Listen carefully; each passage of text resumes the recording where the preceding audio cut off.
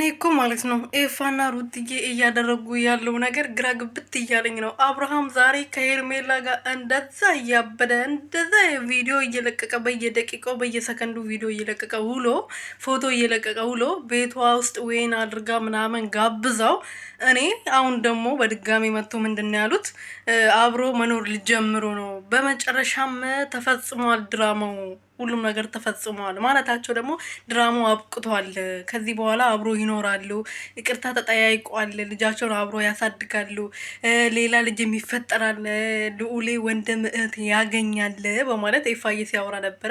ሩትዬ ብዙ ነገር ችላ እየተሰደበች ብዙ ነገር ያሳለፈችው ለልጇ ለልዑሌ ስትል ነው እንጂ እንደዚህ አይነት ሴት አይደለችም። ብዙዎቻችሁ ለምንድነው ሩቲ እንደዚህ የሆነችው? ለምንድነው ሩቲ እንደዚህ ሁል ጊዜ አብርሃም ጋር እንትን የምትገኘው ብላችሁ ትጠይቃላችሁ። ግን እንደዛ አይደለም። ለልጇ ብላ ነው እንደዚህ የሆነችው። እናት ያልሆናችሁ እናት ስትሆኑ ይገባቸዋል ብሎ በግልጽ ተናግሯል ኤፋ ማለት ነው። ሩቲም ደግሞ እኔ ለልጄ ነው ይህ ሁሉ ዋጋ የከፈልኩት፣ ይህ ሁሉ አንገቴን የደፋሁት ለልጄ ስል ነው።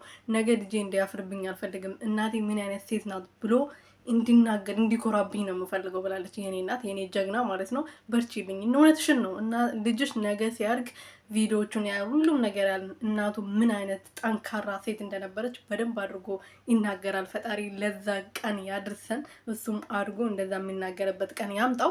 ሰላም ሰላም ቤተሰብ እንዴት ናችሁ? ደህና ናቸው? ሁሉ ሰላም ሁሉ አማን? እኔ በጣም ደህና ነኝ፣ እግዚአብሔር ይመስገን። ዛሬ ሩትዬ ከኤፋ ጋር መታለች። እንግዲህ አብሮ ሊኖሩ ነው። አብርሃምና ሩቲ ተታርቋል።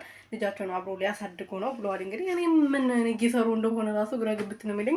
አብርሃም እዛ ጋር ከሄርሜላ ጋር ሌላ ታሪክ እየሰራ ሁለቱም ቤት ሊኖር ነው። እኔ እንጃ አላቅም። እሱ አብረን የምናየው ይሆናል። ለማንኛውም የሚመቻችሁ ሩትዬ። አዎ እውነት ነው እንዳልሹ በጣም ጠንካራ እናት ነሽ። ነገ ልጅሽ የሚኮራበት እናቴ ምን አይነት ሴት ናት፣ ምን አይነት ጀግና ናት ብለው እንዲናገር ብዙ ነገሮችን እያስቀመሽለት ነው። ስለ አባቱም ደግሞ የሚያወራው ነገር አለው ልጁ በደንብ አድርጎ ማለት ነው። ምክንያቱም ይታያል እኮ በሚዲያ ያለ ነገር ነው ቪዲዮ